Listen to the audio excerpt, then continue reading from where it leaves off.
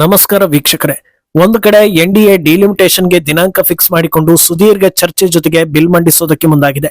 DMK ಸೇರಿ ಹಲವರು support ಮಾಡ್ತಾರಂತೆ ಅನ್ನೋ ಪಾಸಿಟಿವ್ ಸುದ್ದಿಗಳು ಹರಿದಾಡೋ ಹೊತ್ತಲ್ಲಿ ಅದೇ ಡಿಎಂಕೆ ಕಡೆಯಿಂದ ಎನ್ಡಿಎಗೆ ಶಾಕಿಂಗ್ ನ್ಯೂಸ್ ಬರ್ತಾ ಇದೆ. ಸ್ಟಾಲಿನ್ ಪುತ್ರ ಉದಯನಿಧಿ ನಾವು ಸಪೋರ್ಟ್ ಮಾಡೋದಿಲ್ಲ ಅನ್ನೋದನ್ನ ಹೇಳ್ತಾ ಇದ್ರೆ, ಇನ್ನೊಂದು ಕಡೆ ಡಿಎಂಕೆಯ 3 ಕಂಡೀಷನ್ಗೆ ಒಪ್ಪಿಗೆ ಸಿಕ್ಕರೆ ಮಾತ್ರ ಸಪೋರ್ಟ್ ಕೊಡೋದಾಗಿ ಸುದ್ದಿಗಳು ಬರ್ತಾ ಇದೆ. ಹಾಗಿದ್ರೆ ಆ ಕಂಡೀಷನ್ಗಳು ಯಾವುದು, ಇದಕ್ಕೆ ಕೇಂದ್ರ ಸರ್ಕಾರ ಒಪ್ಪಿಗೆ ನೀಡಲಿದೆಯಾ ಅನ್ನೋ ಚರ್ಚೆ ನಡೀತಾ ಇದೆ. ಒಂದು ವೇಳೆ ಈ ಕಂಡೀಷನ್ಗೆ ಒಪ್ಪಿಗೆ ಕೊಟ್ಟರು ಇನ್ನೊಂದು ಅಸ್ತ್ರ ಹಿಡ್ಕೊಂಡು ಡಿಎಂಕೆ ಎನ್ಡಿಎಯನ್ನ ಆಟ ಆಡಿಸೋ ಪ್ರಯತ್ನ ಮಾಡುತ್ತಾ ಅನ್ನೋ ವಿಚಾರ ಕೂಡ ಹೈಲೈಟ್ ಆಗ್ತಾ ಇದೆ. ಒಂದು ವೇಳೆ ಡಿಎಂಕೆ ಬೆಂಬಲ ಕೊಡದೇ ಇದ್ರೆ ಈ ಬಿಲ್ ಕತೆ ಏನಾಗುತ್ತೆ ಅನ್ನೋ ಪ್ರಶ್ನೆ ಕೂಡ ಎದ್ದಿದೆ. ಇದೆಲ್ಲವನ್ನ ಒನ್ ಬೈ ಒನ್ ವಿವರಿಸ್ತಾ ಹೋಗ್ತೀವಿ.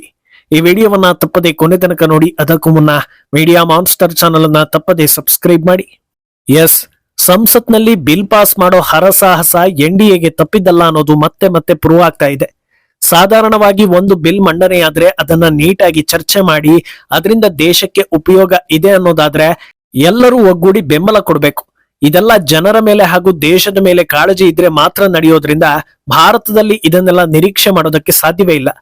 ಒಪ್ಪಿಗೆ ಕೊಟ್ರೆ ಎಲ್ಲಿ ನಮ್ಮನ್ನ ಜನರು ಮರೀತಾರೋ ಅನ್ನೋ ಕಾರಣಕ್ಕೆ ವಿರೋಧಿಸೋದು, ತಕ್ಷಣ ಒಪ್ಪಿಕೊಂಡ್ರೆ ಮರ್ಯಾದೆ ಇರೋದಿಲ್ಲ, ಒಂದ್ ಸ್ವಲ್ಪ ಹಂಗಾಮ ಮಾಡೋಣ ಅಂತ ಆಟ ಆಡಿಸೋದು, ಅಂತಿಮವಾಗಿ ಬಿಲ್ಗೆ ಅಡ್ಡಗಾಲು ಹಾಕಿ ಆಂತರಿಕ ಶಕ್ತಿ ಪ್ರದರ್ಶನ ಮಾಡೋದು, ಇದಕ್ಕೆಲ್ಲ ಬ್ರೇಕ್ ಬಿದ್ದಿಲ್ಲ. ಆದ್ರೆ ಈಗ ಡಿಲಿಮಿಟೇಷನ್ ಕುರಿತಂತೆ ಡಿಎಂಕೆ ಬೆಂಬಲದ ಬಗ್ಗೆ ಸಾಕಷ್ಟು ಚರ್ಚೆಗಳಾಗ್ತಾ ಇತ್ತು. ಈಗ ಡಿಎಂಕೆ ಉಲ್ಟಾ ಹೊಡೆದಿರೋ ಬಗ್ಗೆ ಸಿಗ್ನಲ್ ಸಿಗ್ತಾ ಇದೆ. ಇತ್ತೀಚೆಗೆ ನಟಿ ತ್ರಿಷಾ ವಿರುದ್ಧ ಡಬಲ್ ಮೀನಿಂಗ್ ಮಾತನಾಡಿ ತಕ್ಷಣವೇ ಅರೆಸ್ಟ್ ಆಗಿ ಹಾಗೂ ತಕ್ಷಣವೇ ರಿಲೀಸ್ ಕೂಡ ಆಗಿ ಹೊರಬಂದು ದೊಡ್ಡ ಸದ್ದು ಮಾಡಿದ್ದ ಮಾಜಿ ಸಿಎಂ ಸ್ಟಾಲಿನ್ ಪುತ್ರ ಉದಯನಿಧಿ ಈ ಬಗ್ಗೆ ಸ್ಟೇಟ್ಮೆಂಟ್ ಕೊಟ್ಟಿದ್ದಾರೆ. ನಾವು ಈ ಮುಂಚೆಯೇ ಹೇಳಿದ್ವಿ, ಈ ಬಿಲ್ಗೆ ನಾವು ಸಪೋರ್ಟ್ ಮಾಡೋದಿಲ್ಲ, ಅಪೋಸ್ ಮಾಡ್ತೀವಿ ಅಂತ. ಅದೇ ಸ್ಟ್ಯಾಂಡ್ಗೆ ನಾವು ಬದ್ಧರಾಗಿದ್ದೀವಿ, ಸಪೋರ್ಟ್ ಮಾಡೋದಿಲ್ಲ ಅಂತ ಹೇಳಿದ್ದಾರೆ. ಅಲ್ಲಿಗೆ ದೊಡ್ಡ ಹೊಡೆತ ಬಿದ್ದಂತಾಗೋದು ಗ್ಯಾರಂಟಿ. ಡಿಎಂಕೆ ಸಪೋರ್ಟ್ ಸಿಕ್ಕಿದ್ರೆ ಲೋಕಸಭೆಯಲ್ಲಿ ಎನ್ಡಿಎ ಲೆಕ್ಕ 341ಕ್ಕೆ ರೀಚ್ ಆಗ್ತಾ ಇತ್ತು. ನಂತರ ವೈಎಸ್ಆರ್ಸಿಪಿ ಹಾಗೂ ಇತರೆ ಚಿಕ್ಕ ಪುಟ್ಟ ಪಕ್ಷಗಳ ಬೆಂಬಲದೊಂದಿಗೆ ಬಿಲ್ ಪಾಸ್ ಮಾಡೋ ಪ್ಲಾನ್ ಮಾಡ್ಕೊಂಡಿತ್ತು. ಆದ್ರೆ ಈಗ ಈ ರೀತಿ ಹೇಳೋ ಮೂಲಕ ಡಿಲಿಮಿಟೇಷನ್ ಹಾದಿ ಸುಗಮ ಇಲ್ಲ ಅನ್ನೋ ಲೆಕ್ಕಕ್ಕೆ ಬಂದಿದೆ. ಸ್ಟಾಲಿನ್ ಪುತ್ರನ ಹೇಳಿಕೆ ಮಧ್ಯೆಯೂ ಇನ್ನೊಂದು ವಿಚಾರ ಕೂಡ ಹರಿದಾಡ್ತಾ ಇದೆ. ಅದೇನಂದ್ರೆ ಡಿಎಂಕೆ ಈ ಬಿಲ್ ಅನ್ನ ವಿರೋಧ ಮಾಡ್ತಾ ಇರೋದಕ್ಕೆ ಕೆಲವೊಂದು ಕಾರಣಗಳಿವೆ.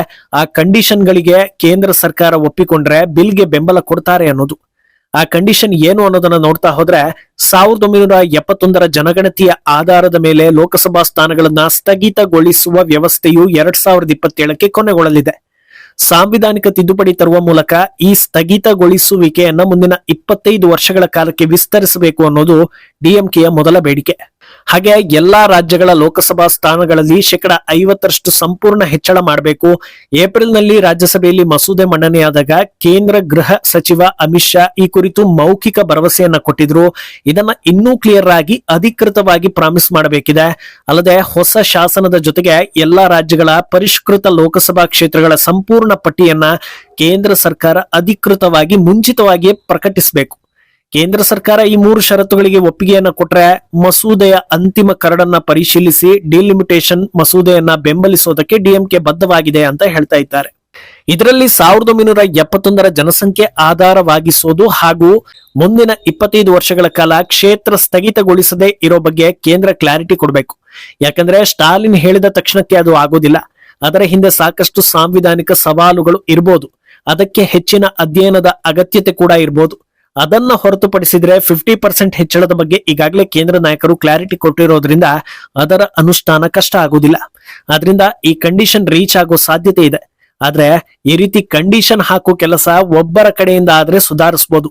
ಒಬ್ಬೊಬ್ಬರೇ ಶುರು ಮಾಡ್ಕೊಂಡ್ರೆ ಅದು ಇನ್ನೊಂದು ರೀತಿಯ ತಲೆಬಿಸಿ ಆಗಲಿದೆ. ಅಂದಹಾಗೆ ಡಿಲಿಮಿಟೇಷನ್ ವಿಚಾರವನ್ನ ತಮಿಳುನಾಡಿನ ಎಲ್ಲಾ ಪಕ್ಷಗಳು ಪ್ರತಿಷ್ಠೆಗೆ ತೆಗೆದುಕೊಂಡಿವೆ.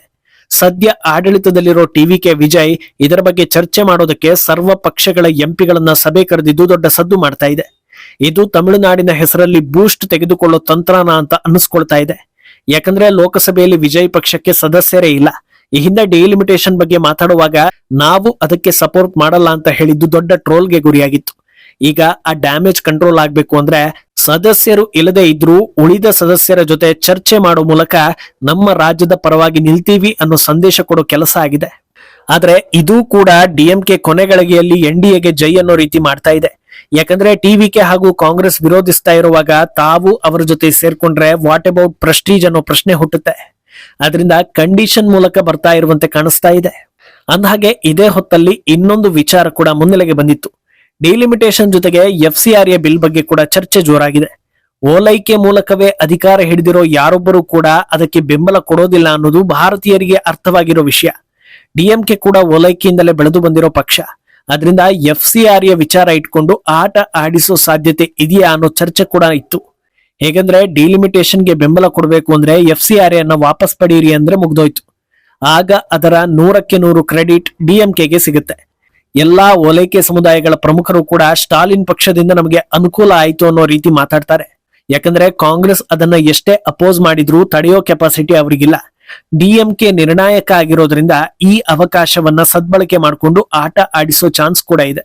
ಆದ್ರೆ ಈವರೆಗೆ DMK ಈ ಬಗ್ಗೆ ಸ್ಟೇಟ್ಮೆಂಟ್ ಗಳನ್ನ ಕೊಟ್ಟಿಲ್ಲ. ಈಗ ಒಂದು ವೇಳೆ DMK ಸಪೋರ್ಟ್ ಮಾಡ್ಲೇ ಇಲ್ಲ, ಆಗ ಏನ್ ಕತೆ ಅಂತ ನೋಡ್ತಾ ಹೋದ್ರೆ, ಸಪೋರ್ಟ್ ಮಾಡದೇ ಇದ್ರೂ ಇನ್ನೊಂದು ಆಪ್ಷನ್ ಇದೆ. ನಮಗೆ ಈ ಬಿಲ್ ಬಗ್ಗೆ ಕೇಳೋದಕ್ಕೂ ಇಷ್ಟ ಇಲ್ಲ, ಚರ್ಚೆ ಮಾಡೋದಕ್ಕೂ ಇಷ್ಟ ಇಲ್ಲ, ನಾವೀ ಆಟಕ್ಕೆ ಇಲ್ವೇ ಇಲ್ಲ ಅಂತ DMK ಹೊರಟೇ ಹೋದ್ರೆ, ಅಂದ್ರೆ ವೋಟಿಂಗು ಮುನ್ನವೇ ಹೊರಟ್ರೆ 2/3 ಮೆಜಾರಿಟಿ ನಂಬರ್ ತಗ್ಗಿ ಹೋಗುತ್ತೆ. ಹಾಗೆ ಆಯ್ತು ಅಂದ್ರೂ ಅದು NDAಗೆ ಪ್ಲಸ್ ಪಾಯಿಂಟ್. ಇರೋ ಸದಸ್ಯರನ್ನ ಸೇರಿಸಿದಾಗ 2/3 ಮೆಜಾರಿಟಿ ಆಯ್ತು ಅಂದ್ರೂ ಬಿಲ್ ಅನ್ನ ತಡೆಯೋದಕ್ಕೆ ಸಾಧ್ಯವಿಲ್ಲ. ಆದ್ರಿಂದ ಇಷ್ಟೆಲ್ಲಾ ಪ್ಲಾನ್ ಮಾಡ್ಕೊಂಡಿರೋ NDA ಎಲ್ಲಾ ಆಯಾಮದಲ್ಲೂ ಖಂಡಿತ ಯೋಚಿಸಿರ್ತಾರೆ ಅನ್ನೋದು ನಿಜವಾದ್ರೆ 3 ದಿನಗಳ ಚರ್ಚೆ ಬಳಿಕ ಈ ಬಿಲ್ ಅನ್ನ ಯಶಸ್ವಿಯಾಗಿ ಪಾಸ್ ಮಾಡೋ ಸಾಧ್ಯತೆ ಇದೆ. ಅಲ್ಲದೆ ಕೆಲ ಪಕ್ಷಗಳು ಸಡನ್ ಸರ್ಪ್ರೈಸ್ ಕೊಡೋ ನಿರೀಕ್ಷೆ ಕೂಡ ಇದೆ. ಇದೆಲ್ಲದರ ಹೊರತಾಗಿ ಒಂದು ವೇಳೆ DMKಯೂ ಬೆಂಬಲ ಕೊಡ್ಲಿಲ್ಲ, ಹೊರಗೂ ಹೋಗ್ಲಿಲ್ಲ, ಸೆಷನ್ ನಲ್ಲೇ ಗಟ್ಟಿಯಾಗಿ ಕೂತು ಈ ಬಿಲ್ ವಿರುದ್ಧವಾಗಿ ವೋಟಿಂಗ್ ಮಾಡಿದ್ರು, ಹಾಗೆ ಯಾವೆಲ್ಲ ನಿರೀಕ್ಷೆಗಳಿದ್ವೋ ಎಲ್ಲವೂ ಹುಸಿಯಾಗಿ ಬಿಲ್ ಫೇಲ್ ಆಯ್ತು ಅಂದ್ರೆ ಆಗ ಅದರ ನೆಗೆಟಿವ್ ಇಮೇಜ್ DMKಗೂ ಕೂಡ ತಟ್ಟಲಿದೆ. ಯಾಕಂದ್ರೆ ಆ ಟೈಮ್ ನಲ್ಲಿ NDA ಇನ್ನೊಂದು ರೀತಿಯ ಅಸ್ತ್ರ ಪ್ರಯೋಗ ಮಾಡೋ ಸಾಧ್ಯತೆ ಇರುತ್ತೆ. ಸತತವಾಗಿ ವಿಪಕ್ಷಗಳು ಮಹಿಳಾ ಬಿಲ್ ಜಾರಿಗೆ ಅಡ್ಡಪಡಿಸ್ತಾ ಇವೆ, ಇವರಿಗೆ ಮಹಿಳೆಯರ ಮೀಸಲಾತಿ ಇಷ್ಟ ಇಲ್ಲ ಅನ್ನೋ ಆರೋಪ ಮಾಡ್ತಾರೆ. ಅದನ್ನ ಕೌಂಟರ್ ಮಾಡೋದಕ್ಕೆ ಮಹಿಳಾ ಬಿಲ್ ಓಕೆ, ಡಿಲಿಮಿಟೇಷನ್ ಯಾಕೆ ಅಂತ ವಿಪಕ್ಷಗಳು ಕೇಳುತ್ತವೆ.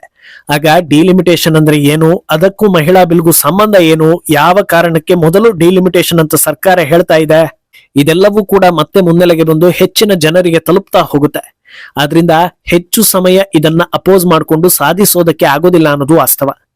ಆದ್ರೆ ಏನೇ ಕಂಡೀಷನ್ ಹಾಕಿದ್ರು ಈಗ ಕೈಕೊಟ್ಟು ಹೋಗಿರೋ ಕಾಂಗ್ರೆಸ್ಗೆ ಒಂದು ಸರಿಯಾದ ಪಾಠ ಕಲಿಸೋದು DMK ಉದ್ದೇಶವಾಗಿದೆ. FCRA ವಿಚಾರದಲ್ಲಂತೂ ಬೆಂಬಲ ಕೊಡೋದಕ್ಕೆ ಆಗೋದಿಲ್ಲ. ಇರೋದ್ರಲ್ಲಿ ಬೆಟರ್ ಅಂದ್ರೆ ಅದು ಡಿಲಿಮಿಟೇಷನ್. ಇದಕ್ಕೆ ಸಪೋರ್ಟ್ ಮಾಡೋ ಮೂಲಕ ಕಾಂಗ್ರೆಸ್ಗೆ ನಿರಾಶೆ ತಂದ್ರೆ ಒಕ್ಕೂಟದಲ್ಲಿ ತಮ್ಮ ಕೆಪಾಸಿಟಿ ಏನು ಅನ್ನೋದು ಗೊತ್ತಾಯ್ತಲ್ವಾ, ಹೇಳದೆ ಕೇಳದೆ ಕೈಕೊಟ್ಟು ಓಡಿದ್ರೆ ಇದೇ ಗತಿ ಅನ್ನೋ ಮೆಸೇಜ್ ಕೊಟ್ಟಂತಾಗುತ್ತೆ. ಅದರಿಂದ DMK ನಡೆ ಇನ್ನೂ ನಿಗೂಢವಾಗಿದೆ. ಮುಂದೇನಾಗುತ್ತೆ ಅನ್ನೋದನ್ನ ಕಾದು ನೋಡ್ಬೇಕು. ಈ ಬಗ್ಗೆ ನಿಮ್ಮ ಅಭಿಪ್ರಾಯವನ್ನ ತಪ್ಪದೆ ಕಮೆಂಟ್ ಮೂಲಕ ತಿಳಿಸಿ.